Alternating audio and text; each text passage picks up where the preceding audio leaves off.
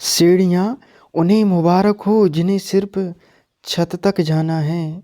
सीढ़ियाँ उन्हें मुबारक हो जिन्हें सिर्फ छत तक जाना है। मेरी मंजिल तो आसमान है, रास्ता मुझे खुद बनाना है। हेलो स्टूडेंट, कैसे हैं आप सब? आई होप आप सब अच्छे होंगे और आपकी प्रिपरेशन भी बहुत अच्छे से चल रही होगी। मैं चंद्रभान अहरवार आपके अपने YouTube channel Chandrabhan study point में आपका पुनः स्वागत, वंदन, अभिनंदन है। फ्रेंड्स, जैसा कि हम अपनी इस चैनल पर एमपी बोर्ड एग्ज़ाम से रिलेटेड कंटेंट आपको लाएंगे, तो फ्रेंड्स आप मेहनत करें और अच्छी से स्टडी करें तो निश्चित ही आपके मार्क्स बहुत अच्छे से आएंगे। सफलता का पहला कदम आत्मविश्वास है। सफलता का पहला कदम आत्मविश्वास है। खुद पर भरोसा करें और आगे बढ़ें, क्योंकि जब टूटने लगे हौसले तो बस ये याद रखना, बिना मेहनत के हासिल तक तो ताज नहीं होते। ढूंढ लेना अंधेरों में मंजिल अपनी, जुगनू कभी रोशनी के मोहताज नहीं होते। चलिए फ्रेंड, वीडियो स्टार्ट करते हैं। आज की वीडियो में हम आपको बताएंगे हिंदी सब्जेक्ट की वन लाइनर। जैसे कि हमने पिछली वीडियो आपको बताया था कि इन जो ये मध्य प्रदेश लोक संचालनालय भोपाल द्वारा यह जो पीडीएफ वन लाइनर आई हुई है, ये बहुत ही महत्वपूर्ण है। ठीक है ना फ्रेंड्स, आपके पास भी ये वीडियो उपलब्ध होनी चाहिए ताकि आप अच्छे से स्टडी कर पाएँ। चलिए हम इस वीडियो में आपको बहुत सारी चीज़ें क्लियर करेंगे, ठीक है ना। तो आप वीडियो को अंत तक देखें। देखो फ्रेंड्स, ये पद्य खंड आया है, पहला चैप्टर है जो पद्य खंड है, ठीक है ना। पहला चैप्टर क्या है? पद्य खंड। आप देखें यहाँ पर, सूरदास जी का जन्म कब हुआ था? सूरदास जी का जन्म कब हुआ था? सूरदास जी का जन्म 1478 में हुआ था। सूरदास का जन्म मान्यता के अनुसार उनका जन्म स्थान दिल्ली के पास सिही गाँव माना जाता है। सूरदास के गुरु कौन थे? देखो फ्रेंड्स, हम आपको पहले ही बता चुके हैं कि इन पीडीएफों का बहुत महत्वपूर्ण स्थान है, ठीक है ना। देखो, सही विकल्प में ये आ सकते हैं प्रश्न, रिक्त स्थान में आ सकते हैं ये प्रश्न, सही जोड़ी में आ सकते हैं ये प्रश्न, एक वाक्य में उत्तर, ठीक है ना। 2 नंबर के प्रश्नों में भी आ सकते हैं। तो ये बहुत ही महत्वपूर्ण प्रश्न है। इससे आपके कॉन्सेप्ट क्लियर होते हैं और जो थ्योरी वाले क्वेश्चन हैं वो भी क्लियर होते हैं, ठीक है ना। बहुत सारी चीज़ें क्लियर होती हैं।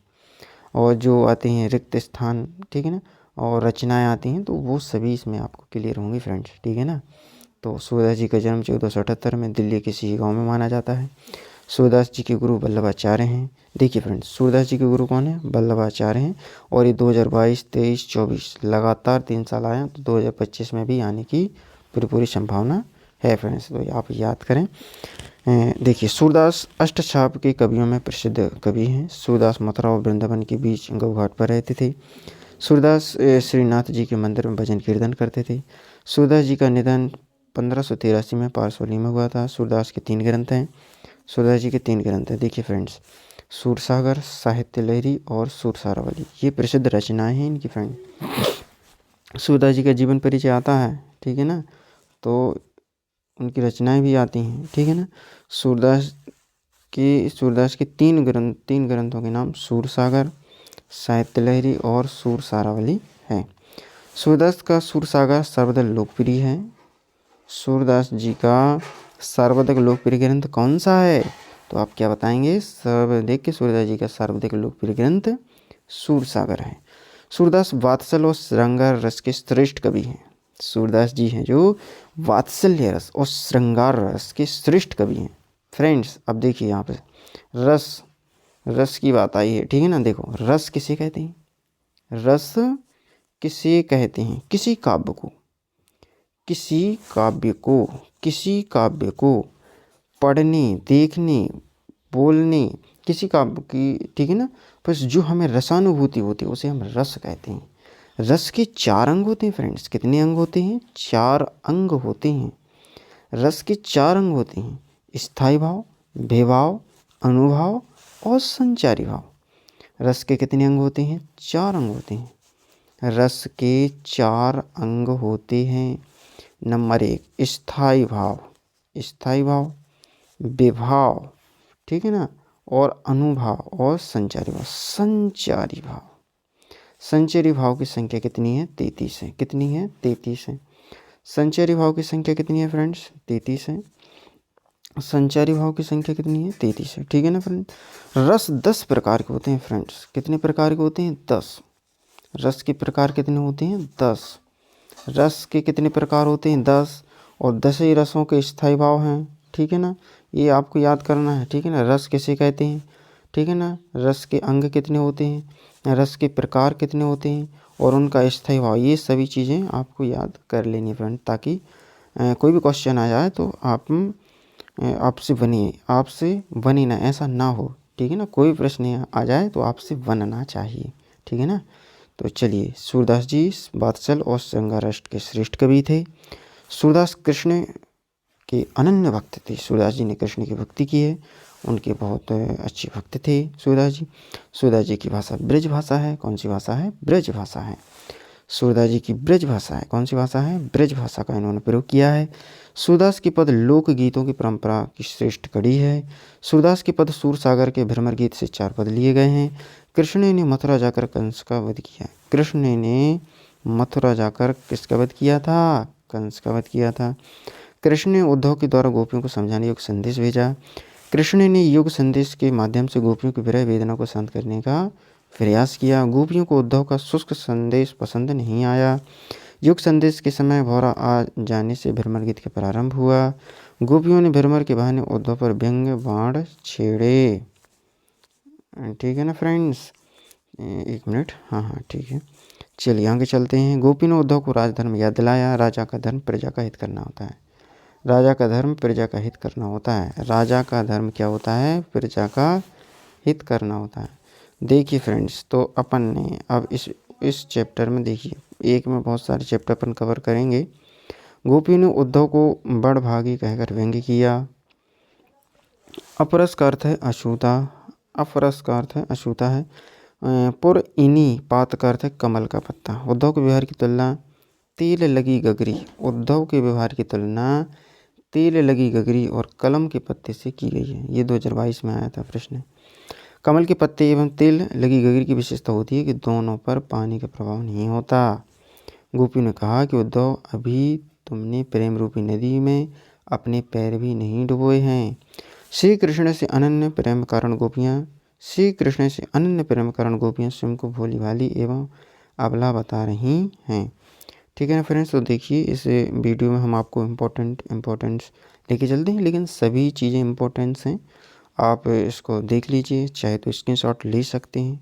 वीडियो को हमने रोका रखा है, आप स्क्रीनशॉट ले सकते हैं। ठीक है ना। चलिए, और भी हम थे तो सूरदास जी के बारे में यहाँ पर बहुत महत्वपूर्ण चीज़ें बताई गई हैं, क्योंकि सूरदास जी का जीवन परिचय आता है, उनके सही विकल्प आ सकते हैं, रिक्त स्थान में बहुत सारे क्वेश्चन आ सकते हैं। तो सूरदास जी का जन्म 1478 में दिल्ली के सीसी गाँव के पास माना जाता है। सूरदास जी के गुरु वल्लभाचार्य हैं। ठीक है ना। सूरदास जी के प्रमुख ग्रंथ कौन से? सूरसागर साहित्य लहरी और सूरसारावली है। सूरसागर सर्वाधिक प्रसिद्ध लोकप्रिय ग्रंथ है। सूरदास जी वात्सल व श्रृंगारस के श्रेष्ठ कवि हैं। ठीक है ना। रस के ठीक है ना, किसी काव्य को पढ़ने, सुनने, बोलने से जो काव्य श्रोता को जो अनुभूति होती है उसे हम रस कहते हैं। रस के 4 अंग होते हैं। रस 10 प्रकार के होते हैं। ठीक है ना, रस के 4 अंग होते हैं और रस 10 प्रकार के होते हैं, ये हमने आपको बताया और आप यहाँ पे स्क्रीनशॉट ले सकते हैं। चलिए, और ये PDF आप चाहना तो हम डिस्क्रिप्शन में लिंक दे देंगे। ठीक है ना, या हमारे व्हाट्सएप नंबर पर ही आप कांटेक्ट करके इस वीडियो को ले सकते हैं। ठीक है ना, 9098845821 इस पर कांटेक्ट करके आप इस वीडियो को ले सकते हैं, यदि आपके पास नहीं है तो। देखिए, सूरदास का भाव पक्ष और कला पक्ष दिया गया है। आता है ना जीवन परिचय के, इनका भाव पक्ष लिखिए और कला पक्ष लिखिए, ऐसा आता है फ्रेंड। तो सूरदास जी का भाव पक्ष वात्सल और श्रृंगारस का प्रयोग किया है। सूरदास की भक्ति पुष्टि मार्गी है। कला पक्ष में सूरदास जी के पदों को कोमलकांत पदावली है। सूर्य की भाषा में संगीतात्मक एवं सजीवता है। चलिए आगे चलते हैं। अब पार्ट 2, राम लक्ष्मण परशुराम संवाद। देखिए फ्रेंड्स, तुलसीदास जी के बारे में आ गया है। अभी हमने सूरदास जी के बारे में पढ़ा, अब तुलसीदास जी के बारे में पढ़ेंगे। ठीक है ना। तुलसीदास जी राम भक्ति शाखा के कवि हैं फ्रेंड। किस शाखा के कवि हैं? राम भक्ति शाखा के कवि हैं। ठीक है ना। तुलसीदास जी राम भक्ति शाखा के कवि हैं और सूरदास जी कृष्ण भक्ति शाखा के कवि हैं। अब देखिए तुलसीदास जी का जन्म कब हुआ था। तुलसीदास जी का जन्म 1532 में हुआ और इनकी मृत्यु 1623 में। इनके ये राम भक्ति शाखा के कवि हैं और भाव पक्ष में आपका दृष्टिकोण अत्यंत व्यापक है, सामान्यवादी है, शांत रस प्रमुख है। कला पक्ष में इन्होंने अवधी और ब्रज भाषा का प्रयोग किया है, सामाजिक चेतना का प्रसार किया है। चलिए और जानते हैं इनके बारे में। तुलसीदास का जन्म उत्तर प्रदेश के बांदा जिले के राजपुर गांव में हुआ है। तुलसीदास को गुरु कृपा से राम भक्ति का मार्ग मिला। तुलसीदास जी का जन्म उत्तर प्रदेश के बांदा जिले के राजपुर गांव में हुआ। तुलसीदास को गुरु कृपा से राम भक्ति का मार्ग मिला। रामचरितमानस तुलसीदास की प्रमुख रचना है। तुलसीदास जी की प्रमुख रचना कौन सी है, तो आप क्या बताएंगे? रामचरितमानस। और भी ग्रंथ हैं इनके, देखिए यहाँ पर कवितावली, गीतावली, दोहावली, कृष्ण गीतावली एवं विनय पत्रिका, ये उनकी प्रमुख रचनाएं हैं फ्रेंड। रामचरितमानस अवधी भाषा में लिखा है। रामचरितमानस किस भाषा में लिखा गया है, तो आप क्या कहेंगे? अवधी भाषा में लिखा गया है। रामचरितमानस का मुख्य छंद चौपाई है। क्या है? चौपाई है। विनय पत्रिका की रचना गेय पदों में हुई है। तुलसीदास की रचनाएं प्रबंध और मुक्तक दोनों प्रकार के काव्यों के उत्कृष्ट रूप हैं। देखो यहाँ पर प्रबंध काव्य और मुक्तक काव्य, ठीक है ना फ्रेंड्स। आपने पढ़े होंगे, खंड काव्य पढ़ा होगा ना, खंड काव्य, महाकाव्य, ठीक है ना, महाकाव्य, खंड काव्य, ठीक है ना। बहुत सारे प्रश्न आते हैं फ्रेंड्स, ठीक है ना। और भी नाटक और एकांकी में अंतर आता है, ठीक है ना। उपन्यास और कहानी में अंतर आता है।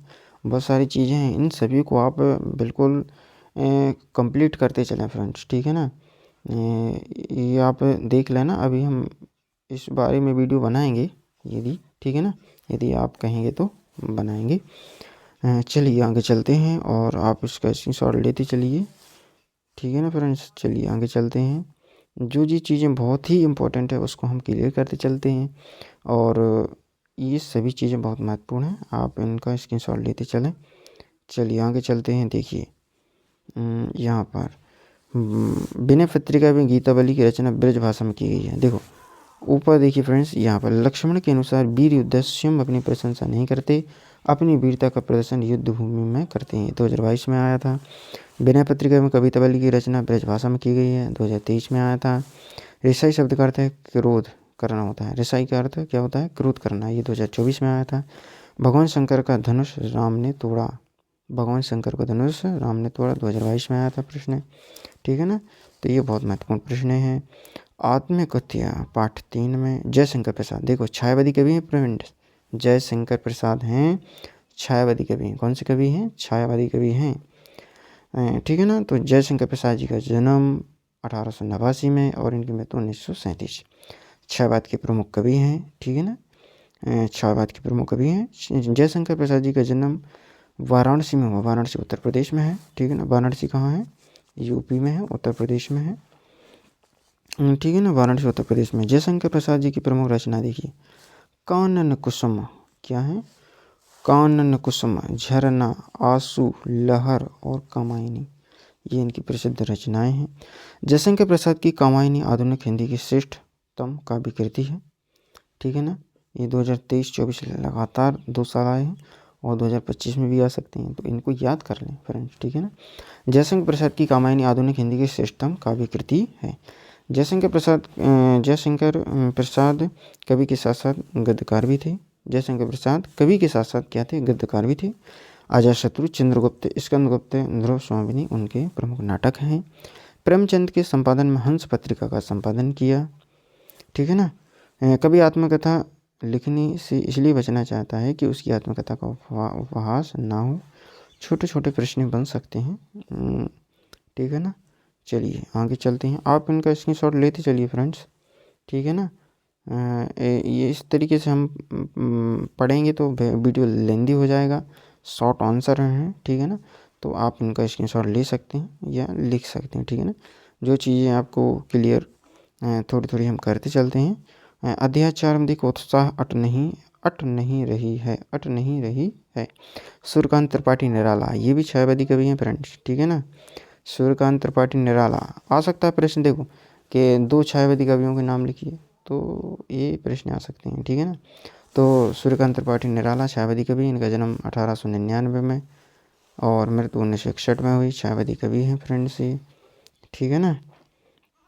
और आगे चलिए, सूर्यकांत त्रिपाठी निराला की प्रमुख रचनाएं। सूर्यकांत त्रिपाठी निराला की प्रमुख रचनाएं अनामिका, अनामिका, परिमल और कुकुरमुत्ता एवं नयपति इनकी रचनाएं हैं। सूर्यकांत त्रिपाठी निराला रचनावली के 8 खंडों में उनका संपूर्ण साहित्य प्रकाशित है। उत्साह बादलों को संबोधित करते हुए एक आह्वान गीत है, बादल निराला का प्रिय विषय है। उत्साह कविता में ललित कल्पना और क्रांति चेतना दोनों है। क्रांति उत्साह से आती है, क्रांति उत्साह से आती है। 2023 में ये प्रश्न आया था, ठीक है ना। बादलों को नवजीवन वाले कहा गया है, बादलों को नवजीवन वाले कहा गया है। अट नहीं रही कविता में फागुन मास बसंत ऋतु की सुंदरता का वर्णन है, 2022 में आया था। तो इस तरीके से प्रश्न आए हुए हैं। प्रश्न देखो, नीचे लिखा है उत्साह कविता में बादल हृदय में उत्साह के संचार और संघर्ष के लिए प्रेरित करता है, 2024 में आया था। इस तरीके से प्रश्न आते हैं फ्रेंड्स, ठीक है ना। चलिए, और ये 5 पाठ है, ठीक है ना। यह दंतुरित, मुस्कान, फसल, नागार्जुन प्रगतिवादी कवि हैं, ठीक है ना। आप यहाँ पर देख पा रहे होंगे ना फ्रेंड्स, ये प्रगतिवादी कवि हैं। इनका जन्म और मृत्यु, भाव पक्ष और कला पक्ष यहाँ पर दिया गया है, ठीक है ना। ये इस तरीके से आप देख पाए होंगे यहाँ पर, ठीक है ना। तो फ्रेंड्स, यदि आपके पास ये PDF नहीं है तो आप इस PDF को अवश्य ले लें। अच्छा है तो आप इसको प्रिंट करा सकते हैं, ठीक है ना। प्रिंट करा लें तो बेहतरीन रहेगा, क्योंकि इससे अपन को बार बार मोबाइल में नहीं देखना पड़ेगा। तो यदि आपके पास ये PDF मिल जाए, ठीक है ना, तो आप इसको प्रिंट अवश्य कर लें, ठीक है ना। गद्य खंड देखो, अभी हमने पद्य खंड में देखा, आप देखो गद्य खंड है, ठीक है ना। पाठ का नाम है नेताजी का चश्मा, लेखक का नाम है स्वयं प्रकाश। ऐसे भी आते हैं फ्रेंड, देखो पाठ देते हैं, ठीक है ना, और उन कवियों के नाम पूछ लेते हैं, ठीक है ना, ठीक है ना। तो नेताजी का चश्मा कहानी है, बाल गोविंद भारत रेखा चित्र है, लखन नबी अंदाज व्यंग है, एक कहानी यह भी मन्नू भंडारी आत्मकथा है, ठीक है ना। तो ये चीज़ें बहुत महत्वपूर्ण है, ठीक है ना। चलिए, गद्य खंड में देखो, नेताजी के चश्मा से बहुत सारे प्रश्न हैं। स्वयं का प्रकाश का जन्म 1907। नेताजी के चश्मा के लेखक कौन है? स्वयं प्रकाश है। कौन है? स्वयं प्रकाश है लेखक जी की, ठीक है ना, स्वयं प्रकाश हैं। तो इनका जन्म दिया गया है, बहुत सारी चीज़ें इनके बारे में दी गई हैं। मतलब कहने का तात्पर्य है कि प्रत्येक पाठ से आपको यहाँ पर नोट्स टाइप के दिए गए हैं, जो बहुत ही महत्वपूर्ण है फ्रेंड्स, ठीक है ना। इस तरीके से आप देख सकते हैं, देखो यहाँ पर बहुत सारा दिया हुआ है फ्रेंड्स, देखो, ठीक है ना। ये यहाँ पर देख लीजिए आप। अब देखो फ्रेंड्स, यहाँ पर क्या देखो, भाषा बोध आ गया। क्या आ गया? भाषा बोध, ठीक है ना, भाषा बोध आ गया। इसके लिए हम नेक्स्ट वीडियो लाएंगे आपको, ठीक है ना। ये हिंदी ग्रामर है और इससे भी बहुत सारे क्वेश्चन आपको इससे बनते हैं। तो नेक्स्ट वीडियो में हम आपको ये लेकर आएंगे, ठीक है ना। आज के लिए इतना ही फ्रेंड्स। वीडियो कैसा लगा कमेंट कीजिए, वीडियो अच्छा लगा हो तो अपने दोस्तों के साथ शेयर कीजिए, ताकि उनको भी यह जानकारी पहुंच पाए, ठीक है ना। पूरा वीडियो देखने के लिए आप लोगों को बहुत बहुत धन्यवाद। Thank you friends.